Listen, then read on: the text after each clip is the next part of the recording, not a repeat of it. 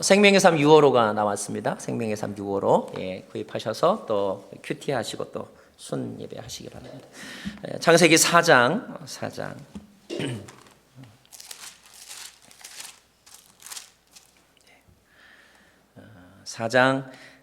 13절에서부터 16절까지의 말씀을 합독하도록 하겠습니다. 창세기 4장 14절에서 16절까지입니다. 시작. 가인이 여호와께 말했습니다. 보십시오, 제 벌이 너무 무거워 견디기 어렵습니다. 오늘 주께서 저를 이 땅에서 쫓아내셔서 주의 얼굴을 볼 수 없게 됐기 때문에 제가 이 땅에서 도망에 떠도는 사람이 될 것입니다. 저를 만나는 사람들은 모두 저를 죽이려 들 것입니다. 예수께서 이렇게 말씀하셨습니다. 그렇지 않을 것이다. 누구든 가인을 죽이는 사람은 7배로 복수를 당할 것이다. 그리고 여호와께서 가인에게 한 표를 주셔서 누구를 만나든 그가 가인을 죽이지 못하게 하셨습니다. 그 후 가인은 여호와 앞을 떠나 에덴의 동쪽 놋 땅에서 살게 됐습니다. 자리에 앉으시면서 있는 하나님의 말씀입니다. 네, 맞습니다.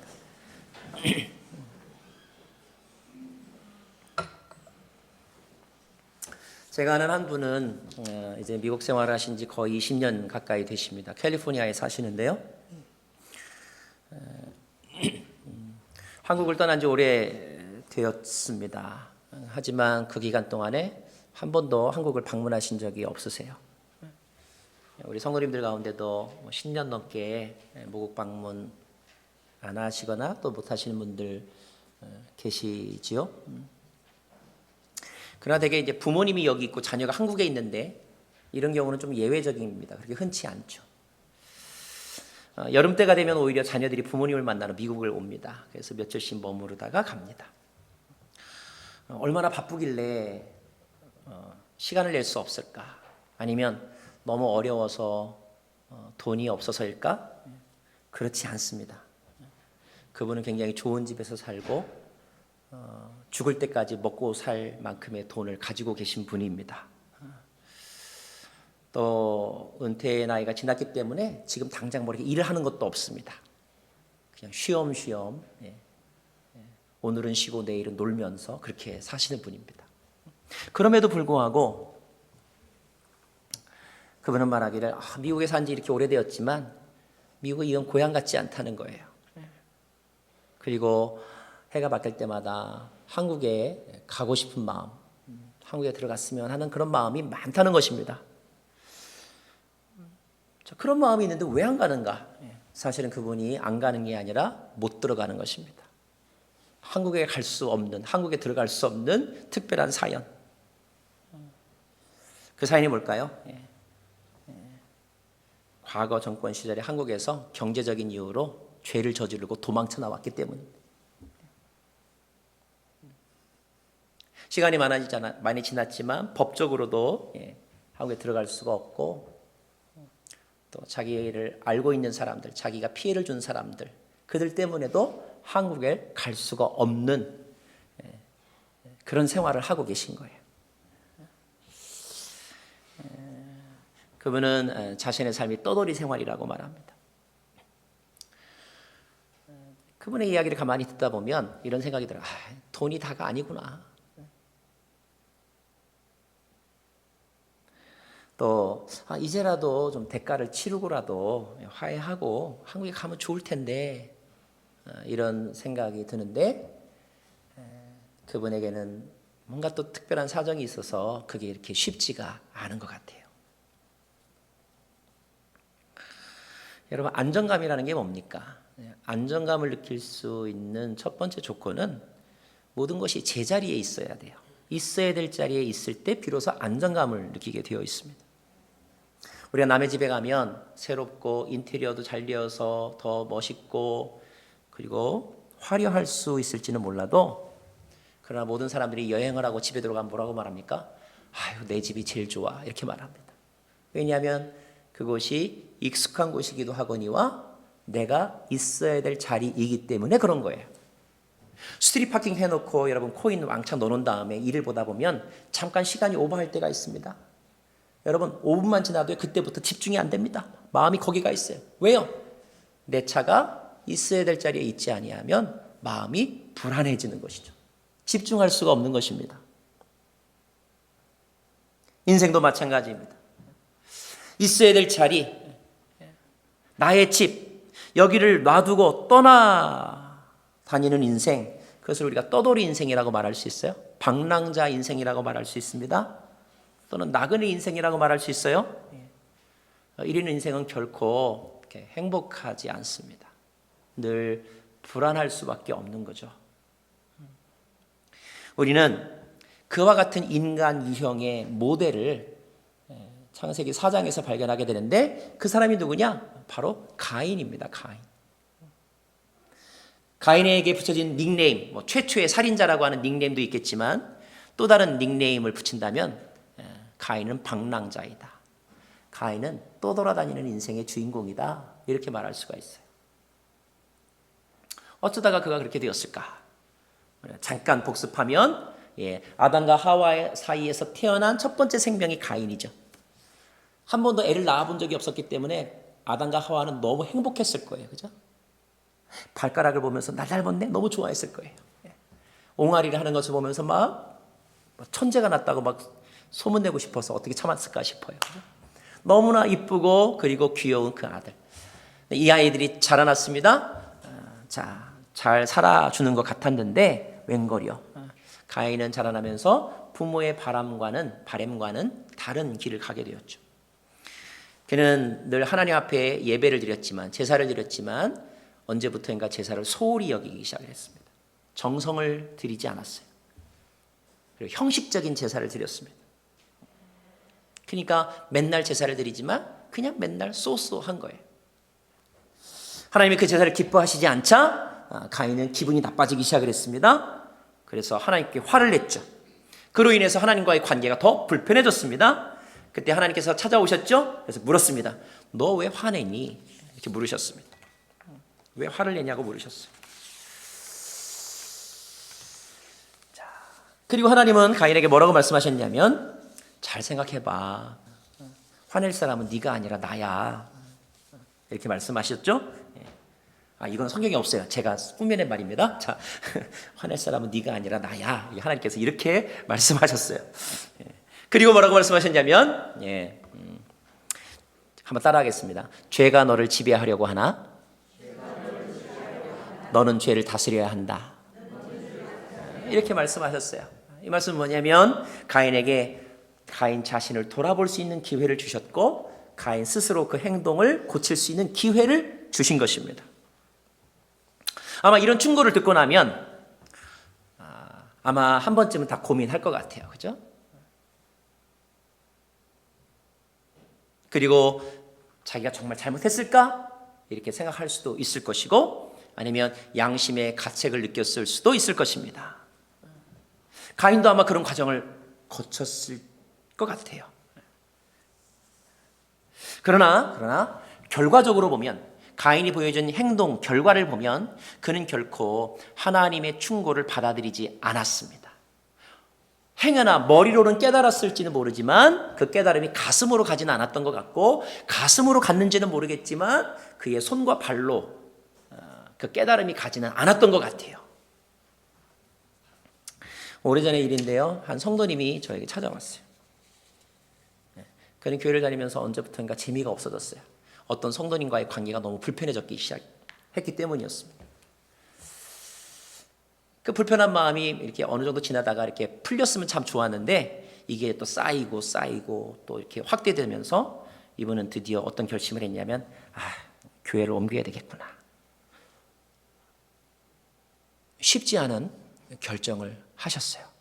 그리고 이제 그 주일날 저한테 그 내용을 이야기하고 인사하러 오신 겁니다. 그런데 마침 이제 그날따라 아마 본인은 오늘이 마지막이다라고 예배했으니까 다른 때보다 좀 더 구별된 마음으로 찬양도 하고 또 말씀도 듣고 또 집중했겠죠? 하나하나 의미를 많이 부여하면서 예배를 드렸겠죠? 원래 모든 예배를 다 그렇게 드렸어야 했는데 하여튼 그날따라 더 특별한 마음으로 예배를 드렸어요. 그래서였을까요? 그분 말씀하기를 그날따라 그날 설교가 다 자기에게 주시는 말씀 같더라는 거예요. 자신 안에 있는 욕심을 들여다보게 되었고, 자기가 거짓 감정에 속았다는 것을 알게 되었고, 그리고 자기가 이 문제를 해결하려면 어떻게 해야 되는지 깨닫게 되었다는 거예요. 그 이야기를 저한테 이렇게 하시는 것입니다. 제가 그 피드백을 들으면서 참 다행이다. 참 다행이다. 오늘 말씀 듣고 이렇게 자기를 돌아보고 깨달게 되었다니까 얼마나 감사한가. 그래서 이렇게 축복해 주었습니다. 자, 그러면서 그분은 계속 이야기를 합니다. 그래서 실은 내가 오늘까지 교회 나오고 내일부터는 안 나오려고 했는데, 오늘 설교 말씀 듣고 제가 마음을 고쳤습니다. 목사님.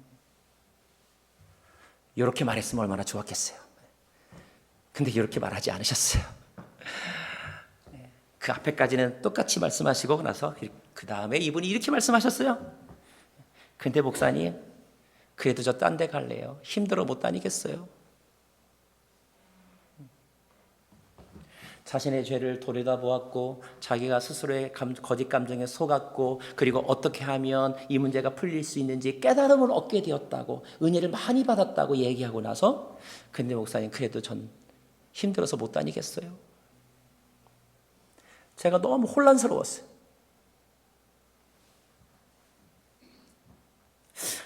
이 상황을 어떻게 해석해야 되나? 더 붙잡아 달라고 지금 말씀하는 건가? 아니면 나는 이 정도로 고민할 만큼 했고 나는 이렇게 깨닫는 사람이니까 더 이상 나는 아무런 책임이 없습니다. 이런 뜻일까? 여러분은 어떻게 그 상황을 해석하셔야 되겠어요?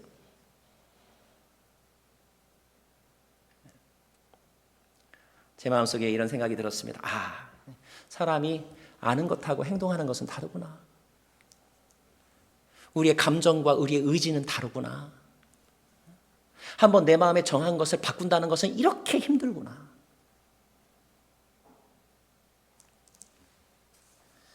가인이 그러한 사람이었던 것 같아요.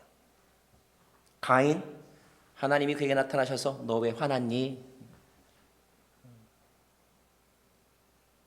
화낼 사람 네가 아니라 나야. 죄가 너를 지배하려고 하지만 너는 죄를 다스려야 해. 그런 말씀을 들었음에도 불구하고 가인은 자신 안에 이미 자리 잡고 있는 잘못된 생각, 잘못된 감정, 그것을 바꾸지 않았습니다. 그는 이미 차지하고 있는 그 가득한 잘못된 감정, 분노의 감정 때문에 하나님의 음성을 귀 기울여 듣지 않았어요. 그리고 자신의 감정을 통제하지 못했습니다. 마치 씨 뿌리는 비유에서 씨가 옥토에도 떨어지지만 그러나 돌짝밭에 떨어지거나 아니면 길가에 떨어지거나 아니면 가시덤불 가운데 떨어진 말씀의 씨앗처럼 그 말씀은 뿌리를 내리지 못하고 자라나지 못하고 새가 쪼아가거나 아니면 바람에 날려가거나 해서 더 이상 그의 마음을 지배하지 못했는데, 그것은 말씀의 능력이 없어서가 아니라 가인의 마음속에 있는 가득 찬 분노가 그 말씀을 끝까지 붙잡지 못하게 만들었던 것입니다. 결국 얼마 후에 가인은 어떻게 합니까? 아벨을 데리고 들로 나갑니다. 일부러 데리고 나간 거예요. 어떤 목적을 가지고 데리고 나간 것입니다. 몰래 나가서 단둘이 대화하려고 그런 것 같지는 않아 보입니다. 자, 거기서 무엇을 했을까? 우리 8절 말씀을 같이 보겠습니다. 8절 있습니다. 시작. 가인이 자기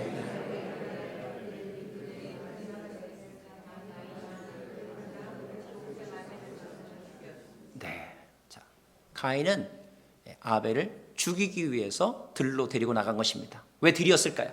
아무도 없는 곳을 찾아서 데리고 나간 것이었어요. 계획적이고 의도적입니다.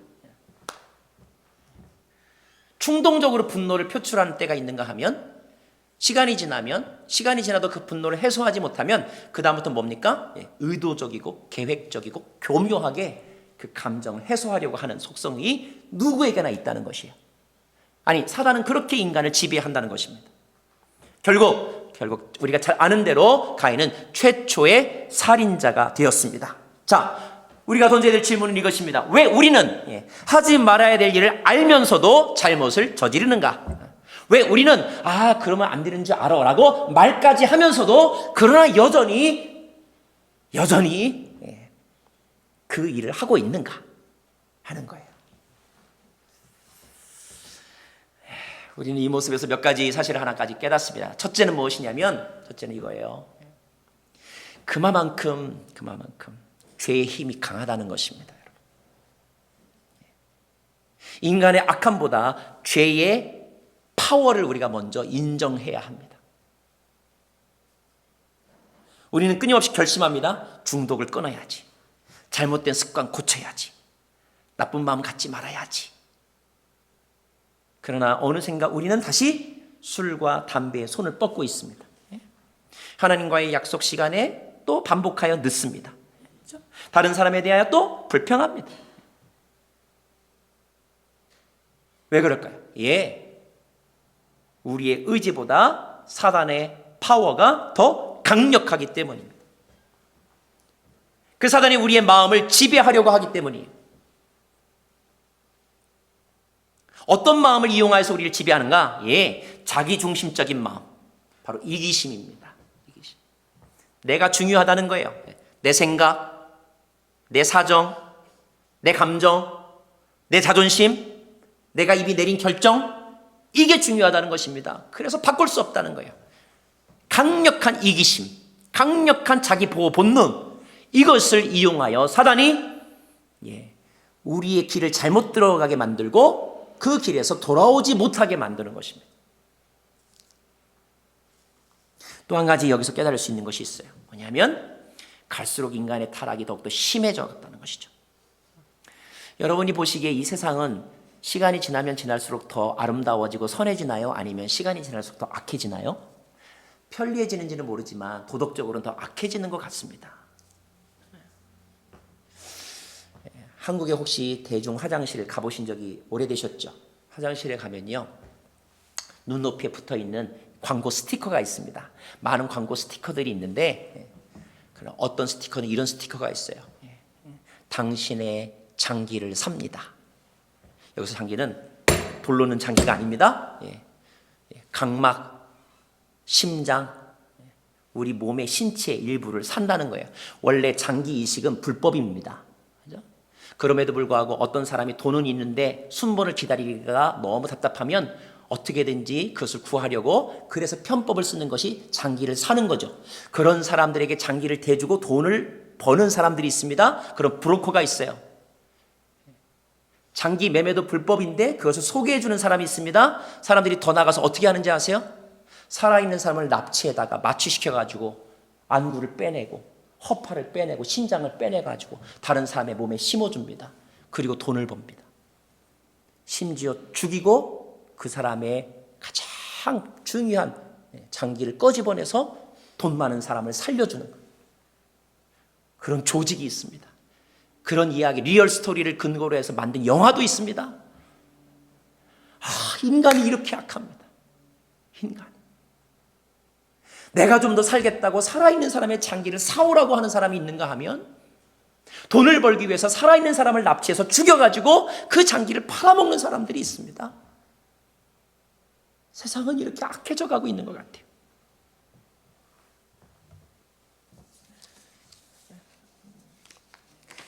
하나님이 아벨에게 오셔서 말씀하셨습니다. 뭐라고 물었냐면 내 동생 아벨이 어디 있느냐라고 묻습니다. 내 동생 아벨이 어디 있느냐 이렇게 물으세요.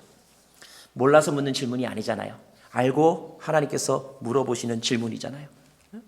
그런데 그때 하나님께서 질문하신 내용을 가만히 보면 이렇게 묻습니다. 아벨이 어디 있느냐 이렇게 묻지 않아요. 내 동생 아벨이 어디 있느냐 이렇게 묻습니다. 그러니까 아벨과 가인의 관계를 가인에게 지금 상기시켜 주시는 거예요. 너와 아벨은 형제지간이다. 모르는 사람도 죽이면 안 되는 일이지만 같은 부모에게서 난 형제를 어떻게 그렇게 할 수 있느냐 이런 질문이거든요. 근데 신문 사회면을 보면 어떤 때 보면요 형제에게 하는 거 보면요 전혀 모르는 사람에게보다 더 심하게 하는 그런 사람들도 있더라고요. 그렇죠? 그렇게 세상이 악해져 가고 있다는 것입니다. 또 한 가지 이 사건 속에서 알 수 있는 것도 있습니다. 이 사건이 보여준 또 하나의 의미는 뭐냐면, 자, 가인에 의해서 죽은 사람이 누굽니까? 아벨이죠. 아벨이 무슨 죄가 있습니까? 일반적으로 보면 죄가 없습니다. 의인의 고난이 시작이 되었다는 거예요. 의인의 고난이 시작이 되었습니다. 언제부터요? 인간의 세계 가운데 죄가 들어오면서부터. 우리는 가끔 이런 질문하죠. 왜 죄 없는 사람이 저렇게 죽어야만 합니까? 지진 속에서. 왜 죄 없는 사람이 저 테러 집단에 의해서 희생당해야 됩니까? 왜 죄 없는 내가 고난을 당해야 됩니까? 이렇게 말합니다.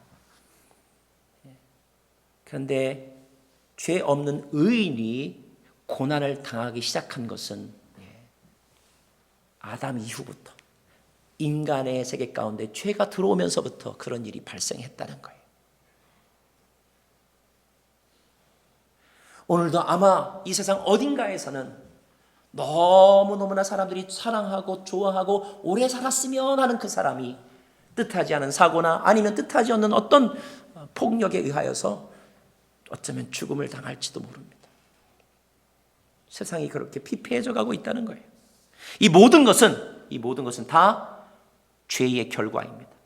강력한 죄의 결과예요. 그래서 하나님이 마음이 아프신 것입니다. 마치 내 자식을 누가 괴롭히면 내 가슴이 찢어지는 것처럼 아픈 것처럼 하나님의 마음이 아프신 거예요. 그리고 하나님이 분노하고 계신 것입니다. 하나님의 분노가 있어요. 결국 하나님은 이 일에 대하여서 이제 간섭하시고 심판하시잖아요. 자, 그 내용이 10절에서부터 12절까지입니다. 10절에서부터 12절까지의 말씀을 제가 먼저 읽도록 하겠습니다. 여호와께서 말씀하셨습니다. 내가 무슨 짓을 저질렀느냐? 내 동생의 피가 땅에서 내게 울부짖고 있다. 11절. 이제 너는 입을 벌려 내 동생의 피를 받은 땅으로부터 저주를 받을 것이다.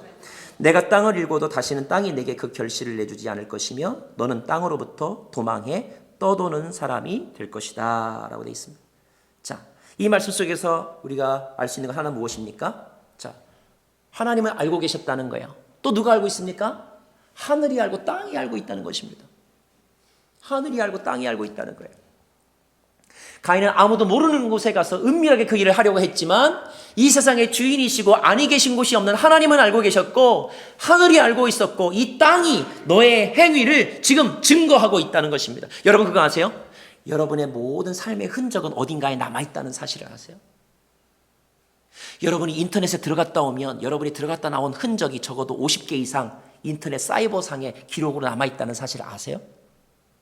여러분이 누군가에게 사진을 보내면 그 보낸 사진에 대한 기록이 어마어마한 곳에 흔적으로 남아있다는 사실을 아세요?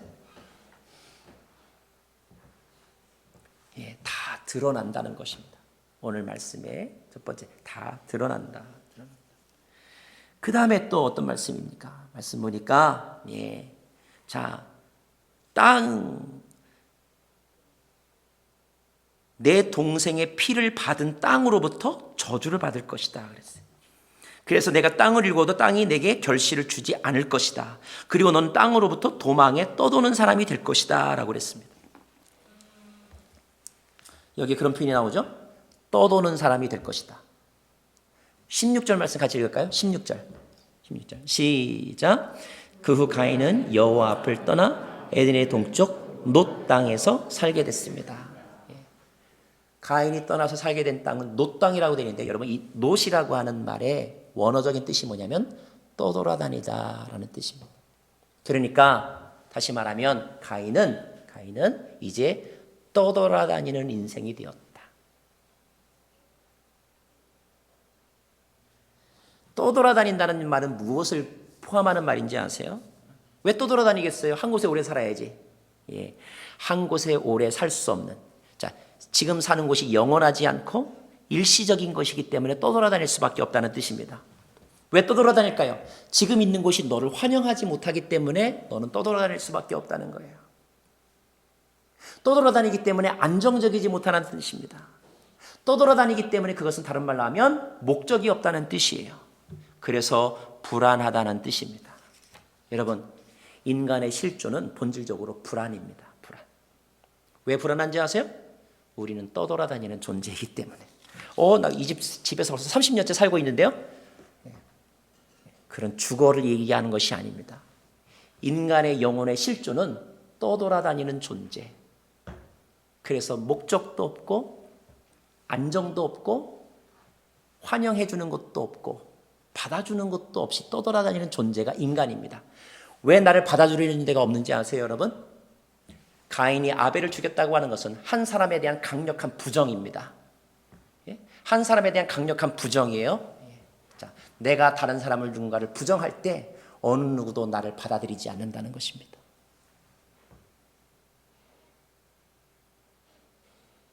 이 세상에서 여러분을 정말로 받아주는 사람이 어디 있습니까? 엄밀한 의미에서 보면 없습니다. 왜 없을까요? 내가 내 마음속에 누군가를 부정하고 있기 때문에. 행동으로 부정하는 것은 살인이요, 마음으로 부정하는 것은 마음의 문을 닫는 것이기 때문에. 그러므로 땅이 나를 거부하고 사람이 나를 환영하지 않는다는 거예요.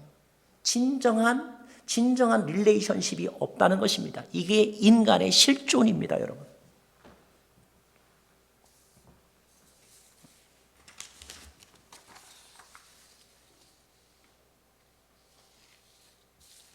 겉으로는 멀쩡하고 웃고 있지만 속으로는 지극한 외로움, 그렇죠? 거절당함, 불안함. 다른 사람을 거절하고 짓밟고 죽였을 때 우리는 어느 누구에게도 환영받지 못하는 존재로 살아가게 되는 것이죠. 생명을 존중히 여기는 마음을 잃어버렸을 때 어느 누구도 나를 존중해 주지 않는 것입니다. 떠돌아다니는 인생이 어찌 가인뿐이겠습니까? 아까 내 설교 서론에서 말한 그 캘리포니아에 사는 그분도 떠돌아다니는 인생이죠. 이 시대를 살아가고 있는 저와 여러분도 본래 떠돌아다니는 인생이었습니다. 성경에 나오는 야곱, 그가 이렇게 말하죠. 내가 험악한 나그네 인생을 살았다. 나그네가 뭡니까? 떠돌아다니는 인생을 살았다는 거예요. 바울은 말합니다. 우리의 시민권은 여기에 있지 않다. 무슨 말입니까? 우리가 이 땅에서 살아가는 것이 근본적으로 떠돌아다니는 인생이라는 거예요. 방랑자의 삶이라는 것입니다, 여러분. 요즘에 새로 나온 단어가 있는데 노마드라는 단어가 있어요. 노마드. 여기서 앞에 노는 원래 뉴라는 말이에요. 마드라는 말은 원래 유목민이라는 말입니다. 요즘 시대의 사람을 일컫는 말이 뭐냐면 신유목민의 시대다. 무슨 말이냐면 예전처럼 농경시대 한 곳에서 태어나서 죽을 때까지 살지 않고 태어난 곳은 여긴데 자라난 곳은 서울이고 돈 버는 곳은 미국이고 결혼해서 사는 곳은 또 유럽이고 이렇게 돌아다니면서 산다는 거예요. 우리는 나그네 인생을 살아가고 있습니다. 나그네 인생. 그렇기 때문에 우리에게는 참된 안식처가 없고 참된 평안이 없는 거예요. 그런데 어떤 사람은 그렇게 떠돌아다니는 인생으로 평생 살다가 죽는 사람이 있는가 하면 어떤 사람은 그런 떠돌아다니는 나그네 인생을 살다가 안식할 곳을 찾고 인생의 목적을 찾아서 방랑자가 아니라 예배자의 삶을 살아가는 사람들이 있습니다. 구원받은 자의 삶을 살아가는 사람들이 있다는 거예요. 어떤 사람이 그런 은혜를 누릴 수 있을까? 자, 하나님이 가인에 대해서 어떻게 하셨는지 우리 13절과 14절 말씀을 한번 보도록 하겠습니다. 13절과 14절 우리가 읽었는데 제가 먼저 읽을게요. 가인이 여호와께 말했습니다. 시작.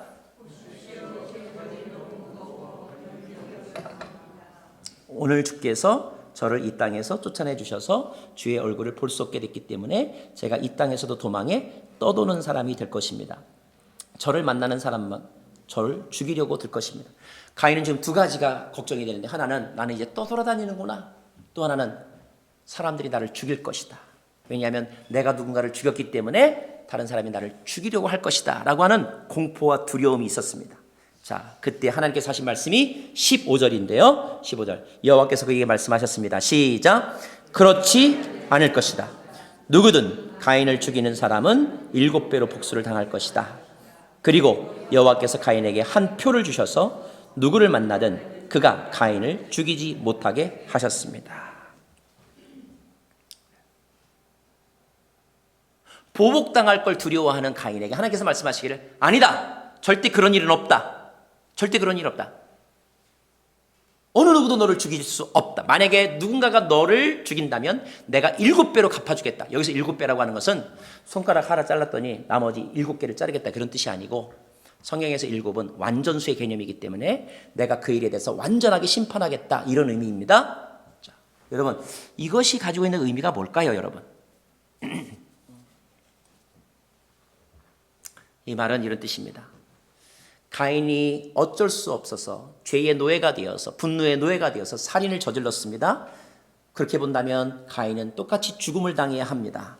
그럼에도 불구하고 하나님은 가인을 보호해 주신다는 거예요. 가인을 보호해 주신다는 것입니다. 어찌 보면 이 보호하심은 가인만을 위한 것이라기보다는 다른 의미가 있는 것 같아요. 뭐냐면 다른 사람이 복수하지 않게 하시겠다는 것입니다. 다른 사람이 왜 복수하지 않게 하셨을까요? 다른 사람이 똑같이 복수하면 그 사람도 똑같은 가인이 되기 때문에.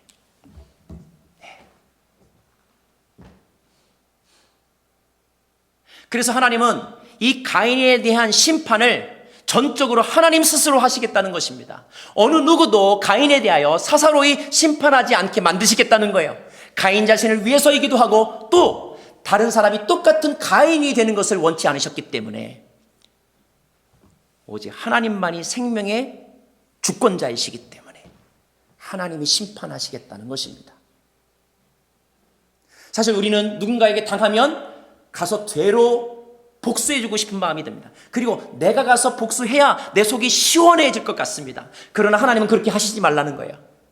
왜냐하면 네가 당했다고 똑같이 가서 폭력을 쓰면 너도 똑같은 살인자이기 때문에. 그래서 성은 안 풀리겠지만 나한테 맡기라는 것입니다. 왜요? 하나님만이 의로우신 재판장이시기 때문에. 믿으십니까? 사랑하는 여러분, 억울하고 답답할 때가 있겠지만 그러나 여러분의 방법으로 복수하려고 하거나 여러분의 방법으로 문제 해결하려고 하지 마시고 의로우신 재판장 하나님을 신뢰하고 하나님께 맡기시기를 바랍니다. 그분은 생명을 귀히 여기시는 분이시고 억울한 자의 눈물을 닦아주는 분이시기 때문에 결코 만약에 여러분이 누군가로부터 피해를 입었다면 그 피해 입은 그 억울함을 그냥 내버려 두지는 않으실 거예요. 그러나 그렇다고 해서 여러분이 직접 똑같은 수준의 사람이 되어서 가서 파괴적이고 살인적인 행동을 하는 것을 원치는 않으십니다. 왜냐하면 그분은 여러분이 더 이상 죄를 짓기를 원치 않으시기 때문에. 그래서 하나님께 맡기라는 것입니다. 그래서 하나님께 맡기라는 거예요. 또 하나 하나님께서 이렇게 말씀하시죠. 너를 복수하는 자는 하나님이 복수해 주겠다. 이 말은 뭡니까? 내가 가인아 너를 끝까지 지켜보겠다, 이런 뜻입니다. 비록 그 하나님의 시야에서 쫓겨났지만 그러나 하나님이 잊어버리신 게 아니라는 거예요. 언제든지 나는 나의 안테나를 너에게 두어서 지금 가인 뭐 하고 있어? 누구 만났대? 누가 지금 가인에게 와서 지금 보복했대? 그러면 내가 갚아줄 거야. 무슨 말입니까? 항상 하나님은 가인에게 마음이 가 있다는 거예요. 항상 하나님은 저와 여러분에게 마음을 두고 계시다는 것입니다. 항상 하나님은 저와 여러분에게 눈길을 두고 계시다는 거예요. 비록 우리가 하나님에게 책망받아 쫓겨남을 당했다 할지라도 사망이나 위험이나 칼 어떤 것도 우리를 향한 하나님의 사랑의 줄에서 끊어질 수 없다는 것입니다. 하나님은 지금도 저와 여러분을 지켜보고 계십니다. 죄인인 저와 여러분을 지켜보고 계신 거예요. 의로운 우리를 지켜보고 계신 것이 아니라 여전히 죄를 짓고 숲 사이에 숨어 들어가는 저와 여러분을 하나님은 여전히 우리를 지켜보고 계시다는 것입니다. 우리가 어떻게 그 사랑을 다 이해할 수 있겠습니까? 하나님이 지켜보고만 계시지 아니하시고 어떻게 하셨는지 아십니까? 어떻게 하셨습니까? 기다리신 그 하나님 스스로 아들을 보내셔서 우리를 찾아오셨지요. 그분이 바로 예수 그리스도이시지요. 우리가 아직 죄인 되었을 때, 우리가 회개하고 반성할 때가 아니라 우리가 아직 죄인 되었을 때, 그래서 여전히 쫓겨나서 저 바깥 시베리아 같은 곳에서 떨며 방황하며 떠돌이 생활을 할 때에 그때 하나님이 우리를 찾아오셨다는 것인데 찾아오시기 전에 그분은 무엇을 하셨습니까? 우리를 계속하여 지켜보셨다는 거예요. 로마서 8장 1절부터 3절까지의 말씀을 같이 읽기를 원합니다. 로마서 8장 1절부터 말씀 시작. 그러나 이제 그리스도 예수 안에 있는 사람들은 정죄를 받지 않습니다. 이는 그리스도 안에 있는 생명의 성령의 법이 죄와 죽음의 법에서 여러분을 해방했기 때문입니다. 율법이 육신으로 인해 연약해서 할 수 없었던 그 일을 누가요? 하나님께서. 누가요? 하나님께서. 우리는요, 내가 잘못해서 잘해야 되는데 결심하고도 안 됩니다. 우리에게는 선을 행할 능력이 없는 것 같아요. 우리는 율법으로 인해 연약해져서 할 수 없던 그 일을 하나님께서 하셨습니다. 하나님께서 하셨습니다. 우리가 굳이 해야 될 일이 있다면 그 하나님이 베푸신 은혜를 받아들이고 그 은혜 아래 머무는 것입니다. 예수 그리스도를 믿는 것입니다. 그냥 믿으면 안 되겠습니다. 잘 믿어야 되겠습니다. 제대로 믿어야 되겠습니다. 온전히 믿어야 되겠습니다. 예수님을 잘 믿으면 비로소 그 방랑자의 삶에서, 나그네의 삶에서, 롯의 삶에서 예배자의 삶으로 참된 평강의 사람으로 살아갈 수 있다는 것입니다. 오늘도 이 자리 가운데 정처 없이 늘 붕 떠 있고 영혼과 정신이 제대로 자리를 잡지 못하여서 참된 안식을 누리지 못하고 있는 분이 있을 수 있습니다. 저는 오늘 그런 분들을 다시 한번 복음으로 초대하고 싶습니다. 주님께서 말씀하십니다. 나의 안에 거하라. 나의 안에 거하라. 그래서 더 이상 방황하지 말아라. 내가 추풍낙엽처럼 파도에 휘청거리는 너의 배에 그 키를 잡아주겠다. 내가 내 인생의 조타수가 되어주겠다. 선장이 되어주겠다. 이제 더 이상 표류하지 말고, 표류하는 인생 살지 말고 나와 함께 하나님이 우리에게 주신 본향을 향하여 항해하자꾸나, 행진하자꾸나, 표대를 향하여 나아가자꾸나 주님 우리에게 말씀하고 계시는데 그 주님 꼭 붙잡고 주님과 함께 인생의 멋진 항해 살아가실 수 있게 되기를 간절히 바랍니다. 우리 같이 찬양하겠습니다. 나의 안에 거하라. 나는 너의 하나님이니